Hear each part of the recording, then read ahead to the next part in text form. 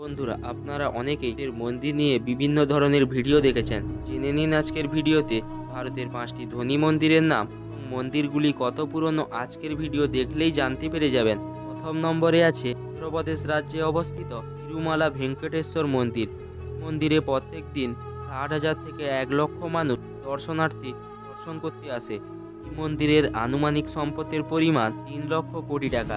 মন্দিরে প্রতিদিন 4 থেকে 6 কোটি টাকা দান পড়ে। মন্দিরটির বয়স 2000 বছরেরও বেশি পুরনো। দ্বিতীয় নম্বরে আছে শ্রী পদ্মনাথ স্বামী মন্দির। মনে করা হয় এই মন্দিরটি 2000 বছরের বেশি পুরনো। কেরল রাজ্যে অবস্থিত শ্রী পদ্মনাথ স্বামী মন্দির। এই মন্দিরের আনুমানিক সম্পদের পরিমাণ প্রায় 1 লক্ষ কোটি টাকা। মন্দিরে প্রচুর পরিমাণে হিরে, রূপো, সোনা রয়েছে। এছাড়াও এই মন্দিরে ভগবান বিষ্ণুর একটি সোনার মূর্তি রয়েছে, যার মূল্য প্রায় 500 কোটি টাকা। প্রতিদিন গড়ে 30,000 দর্শনার্থী 6 মিলিয়ন ইউএসডি দান করে। এবং এই লিস্টে তৃতীয় নম্বরে আছে বৈষ্ণোদেবী মন্দির। ভারতের জম্মুতে অবস্থিত স্বীকৃত শক্তিপীঠ মন্দির। ভারতের ধনী মন্দিরগুলির মধ্যে গণনা করা হয়। এই মন্দিরের বার্ষিক আয় 500 কোটি টাকা। এই মন্দিরের প্রধান আকর্ষণ দেবী বৈষ্ণোদেবীর পবিত্র গুহা। এই লিস্টে চতুর্থ নম্বরে আছে শিরডি সাই বাবা মন্দির, যেটি মহারাষ্ট্রে অবস্থিত।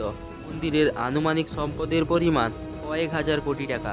সাই বাবা ভক্তদের জন্য একটি প্রধান স্থান।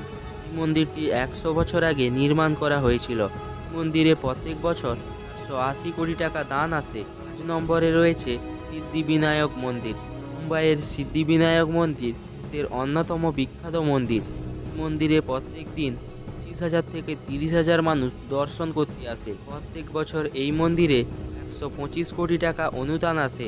বন্ধুরা, এই মন্দিরগুলি কেবলমাত্র তাদের আর্থিক সম্পদের জন্য বিখ্যাত নয়, বরং এদের ঐতিহাসিক, সাংস্কৃতিক ও ধর্মীয় গুরুত্ব অনেক বেশি।